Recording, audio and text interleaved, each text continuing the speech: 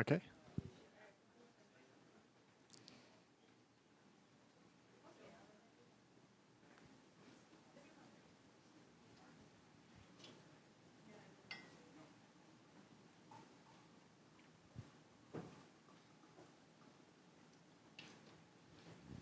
Right, thank you everybody for coming together.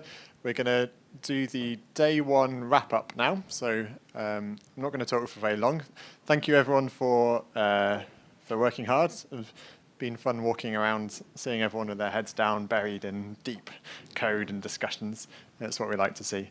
So I'm going to get one person from each group to come up and just quickly summarize some of the things that they've been working on. So, Abhinav, maybe do you want to go first? Do documentation.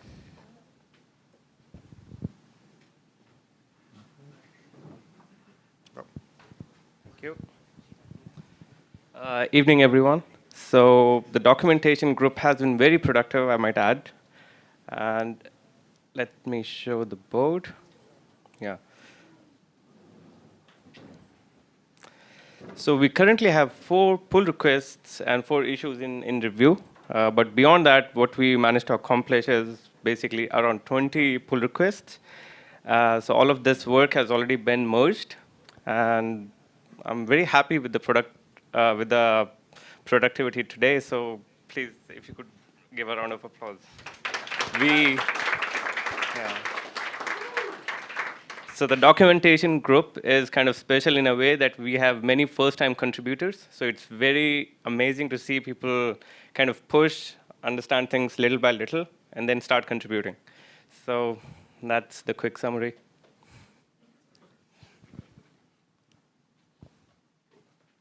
You want to go? Yeah, you haven't got any slides or no? All good. We have to look forward earlier. Yeah. Okay.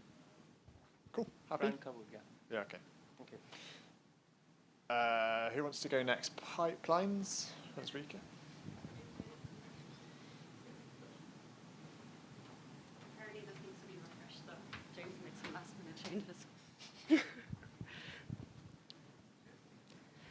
All right. Yeah. Sorry. So there we go. Okay, yeah, so we're working on pipelines, and the general idea was either DSL2 transition, bug fixes, and we also got a lot of new pipelines suggested today, and I think we still haven't reviewed them all, so hopefully we get this done soon. And we try to implement a buddy system to rapidly review PRs, and I think it worked well because nobody complained about open PRs. Maybe just quickly go over the pipelines that we worked on. So Eager was, James and Jack worked on it, started to work on the conversion to DSL2. Then on Zarek, we tried to do some bug fixes, make the AWS tests run smoother, and Susanne started working on a multi-QC fix. For the liver CT analysis, Luis and Aaron worked on various things. Okay, sorry, it got cut off. We will have to format this better tomorrow. And then for FuncScan, Anna, Luisa, and Yasmin worked on the BGS summary table. For the smRNA-seq, Alex and Rob finished the FastP adapter detection PR and merged templates, template updates, and documented stuff. And then for text profiler, it looks also like lots of new tools. Then single-cell RNA-seq, issue cleanup, and yeah, iGenomes, various other things. Tau typing is a new pipeline, I think that we still need to review. And then HGTSec is, I think, working on the new module structure that recently got merged to get it fixed there. Protein fold, more bug fixes. And last but not least, Airflow, I think, from Susanne and Gisela to upgrade Conda versions and working on Docker profile for M1 chips. Oh, sorry, one more pipeline, differential abundance from Oscar and Gisela. So they were, I think, getting started on how to structure this and move it to NF core from the cubic pipelines.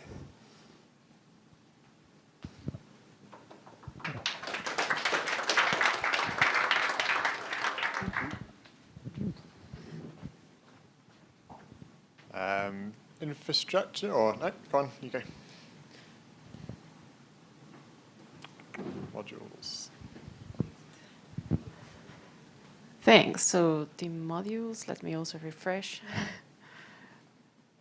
So many people contributing to the modules team today, where we focused on adding new modules, fixing module tests, and improve modules.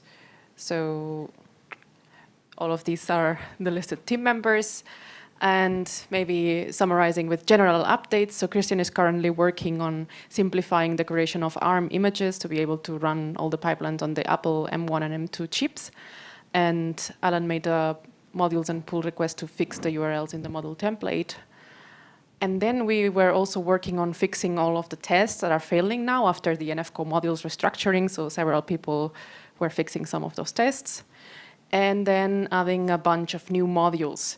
So just to mention some, the pretext map module, the COFAM scan module, the OpenMS ID filter module, Fulcrum Genomics FQ grep module, CRISPResso2, MAGIC, and DSEC differential wrapper that hopefully will then be added to the pipeline. And Luisa was also working on updating the module deepbgc download, just to add some fixes there. So that's the sum up for today.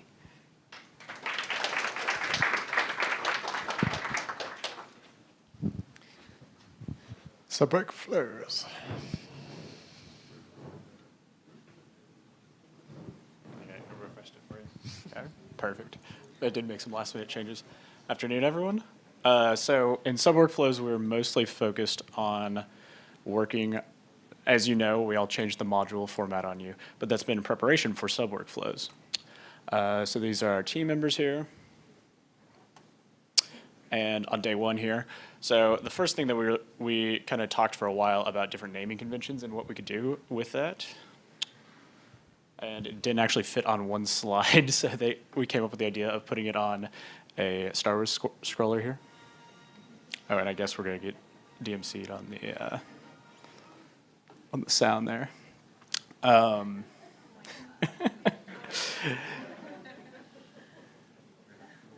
So basically, we needed to first come up with the input file format, and that's the first one. And we need to also come up with what are frequent input file formats, such as like BAM files and CRAM files, but we just called it BAM instead. We also need to keep up with the meta YAML tags there. The sub-workflows should support all possible file types supported by that tool as well. And this was just kind of a whole list of various things that we wanted to cover with this to give you an idea of the scope. So there's also no ordering guidelines. The operation should describe as best possible the sub-workflow task. We needed to come up with like, do you call it aligning or mapping? I believe Mahesh found something that starts with an E that's like a standard for how these are named. And so basically, these are all things that we're trying to answer here with this too, if you get the point. And they all should also be lowercase. So anyways, so Serac, first they've been working on converting all of their sub-workflows, renaming them, and then porting those into NF Core modules. Harshal kind of got me started on a little side quest from December 2020, where I'm trying to integrate PyTest into the actual template. Instead of just running them on GitHub Actions, we'll be running them on PyTest workflow instead. And then that'll do some cool other things like only test on modules that change, for example, and not test on things that haven't changed based on those. So stay tuned for that. We also have been working with the FG Bio and their new pipeline that's coming out and trying to come back around and import those into NF Core modules as well, which is a problem because they didn't follow the conventions. We did merge BCL demultiplexing as well with Matthias, who's online. That was from demultiplex, and then he started work on FastQ Align. And we still had a few more. And then we also had a BAM mark duplicates as well, and that's a work in progress. And then we've also started work on porting in all of the RNA-seq sub-workflows. And that's it. Thank you.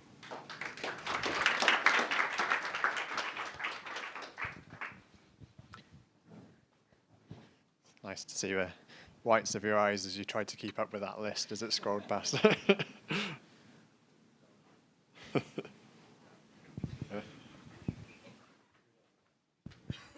Yes, and now the infrastructure team. Yes, it was Niklas and Sophia, but also Bruno and others always joined us and asked questions and fixed stuff, like Alan. And Niklas actually played around with the NF tests. We have now in this PR a simple prototype for a simple process, and a module which then depends on other module input. Yeah, NF test is testing instead of like Python, like PyTest in Python. It is actually in Nextflow. So Nextflow code tests Nextflow code.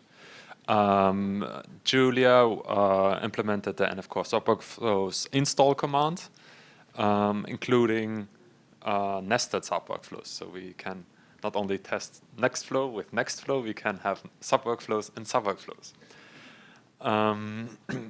She fixed the bug in NF Core modules update, which was through the change we made for the modules. And Sophia looked into the website because it takes a bit to get familiar with the structure there.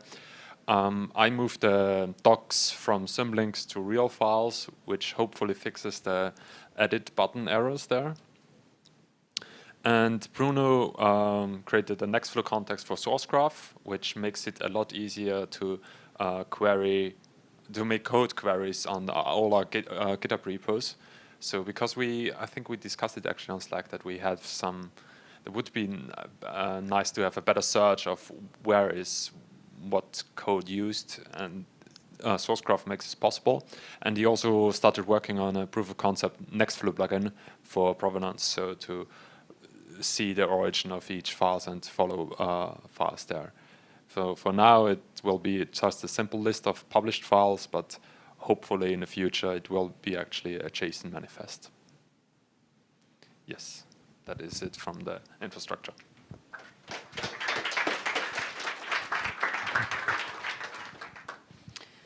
Brilliant. Thank you, everyone. It's a very quick run through. It seems a little bit unfair almost to go through all of the summaries as fast as we have. I was paranoid that you guys would be talking for like 45 minutes each. So there's a lot to cover there, and of course it doesn't really do it justice. So massive thank you to everyone so far. We've done a huge amount of work in not very many hours. Take a moment if you get any spare time to look at these HackMD notes, because you saw there are lots of links and more detail in there. They should be pinned to all the Slack channels, I think, so you can go and kind of reread them yourself. And then hopefully we'll keep adding to them over the next couple of days and see how much more progress we can make. A couple of things I forgot to say at lunchtime in the introduction talk. When you're working on pipelines or modules or anything else, if you spot anything which you think is inadequately documented, could you please add a label, an issue, and make sure that issue is labeled with in GitHub as documentation, and then the documentation team will be able to find that easily and add it to the project board, because we can search across the whole GitHub organization for any issues labeled with documentation. So just as kind of a small note on how to do that to help them out. Otherwise, I think we're basically done for today. So the plan for the rest of this evening then is we're going to go and have a social, and we're going to go down to the Secura Labs office, which is about a 10-minute walk. We can go down in a few different groups, because I think if we try and all go in one go, we'll lose half the people.